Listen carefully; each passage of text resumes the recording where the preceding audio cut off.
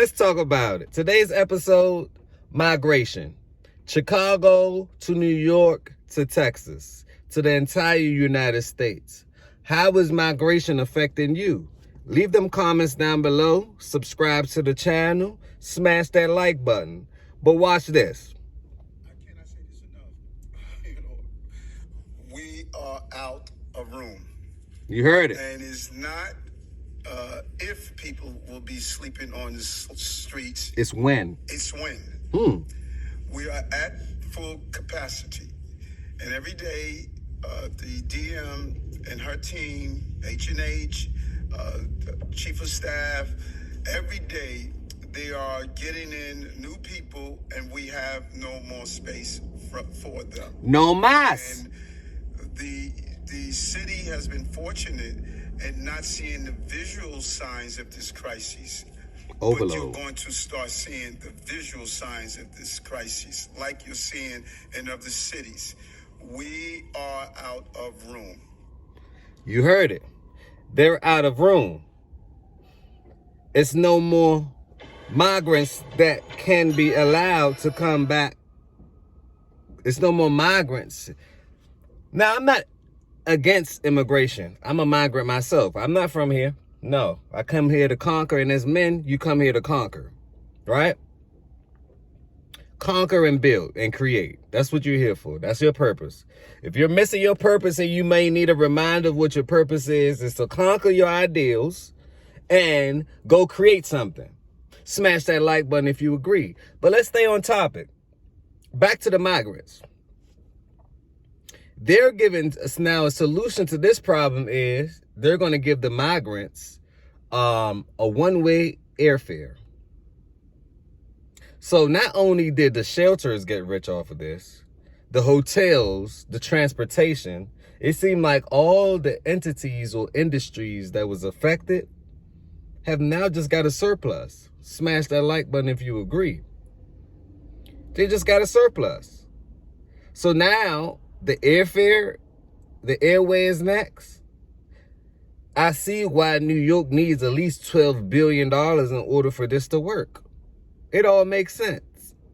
And we all know what's going on with Eric Adams.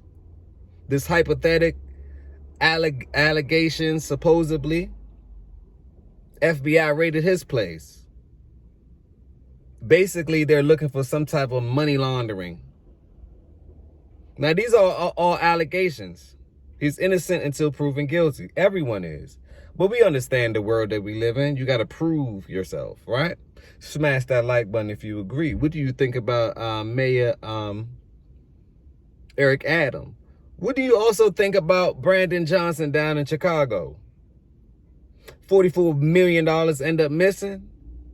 You know, not saying that he did it. We're not saying this. Everyone is innocent until proven guilty, but the money's still missing.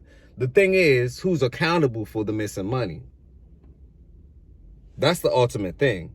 Who's accountable for the missing money? But let's continue.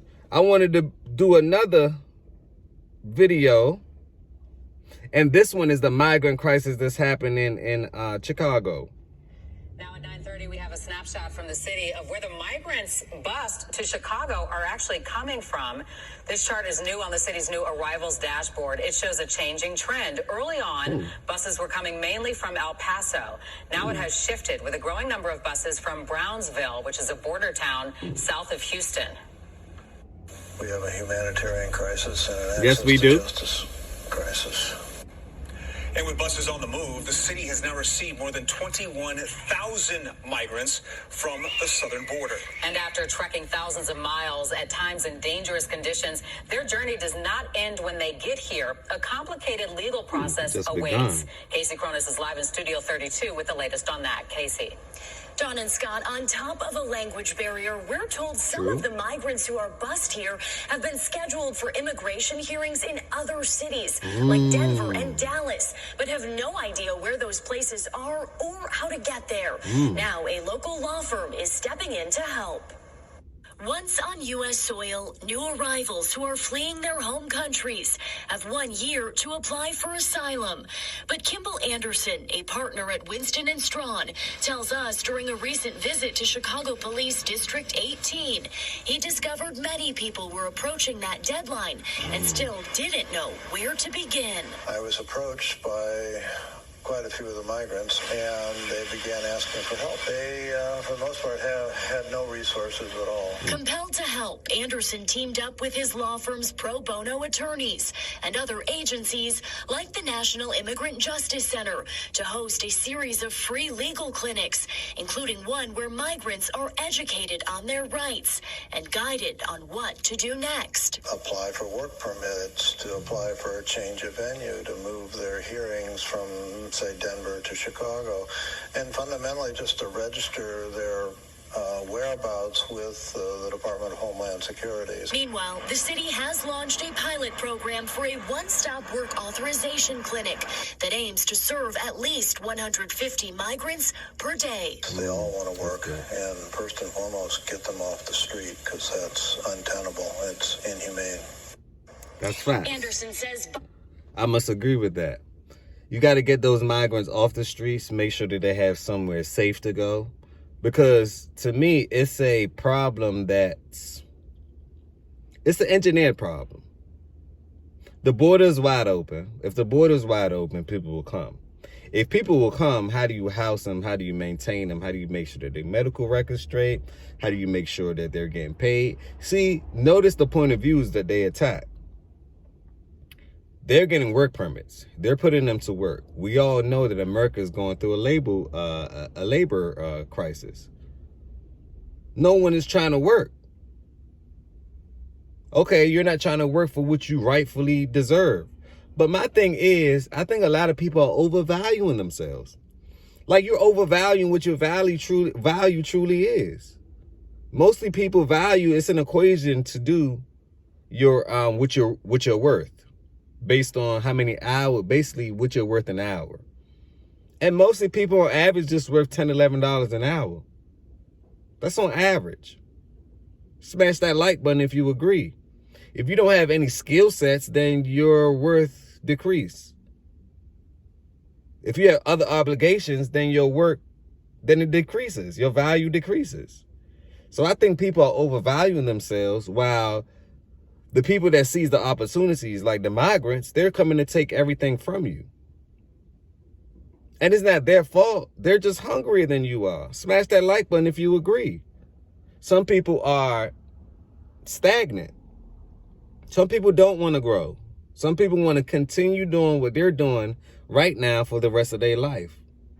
Some people just on cruise control, while others aren't. Others are competitive. Others are willing to take the risk. Others are willing to come all the way over here from where they're at. From Honduras, from Venezuela, from Asia, from overseas. They come all the way over there to come all the way over here. They're going to get something out of it. So I think this one-way flight ticket is basically saying, okay, I like this solution because it at least gives the immigrants, if they have to go to court, if they're going to get sent back to their country, or if they're going to stay here, work permit, for example, they still need to get to their appointment. So maybe the city and the mayors are doing the best that they could possibly do. Because to me, the situation is very much so problematic. But I always believe where there's problems, there's profits. Let me repeat. Where there's problems, there's profits. So it's no way that these cities and states aren't making a lot of money off of the problem, because they got to create solutions. They have to create the solutions.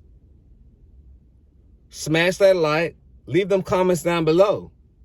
Are you in flight with the migrants right now?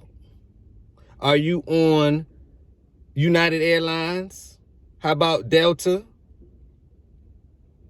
Give me I want to know what's going on from the people. Leave them comments down below. I really want to know what's going on. Are they making it to the places that they need to go for court? Or are they using the one-way ticket to spread out, to go all around America now? So instead of having like concentration in Chicago, New York, Florida, Texas, now these are all the places that there's a lot amount of people are. It's metropolitan areas. So where there's metropolitan areas, you have a lot of jobs, you have a lot of restaurants, you have just a lot of money circulating. So they want part of the money. Obviously, they came here to work. Are you going to let them outwork you? Now, this does affect the America or the Americans or the citizens. It does affect them because they're literally taking food off your plate and putting it on theirs. It's only X amount of plate going around. It's X amount of pollo. No más. After this, it's no more. So leave them comments down below. I really want to know. Subscribe to the channel. Because I know that each conversation that we have creates awareness. A discussion is better than none. A discussion is better than none. It's a great starting point to create awareness. And then that will then trigger you to get your life in order, to challenge yourself, to scale up,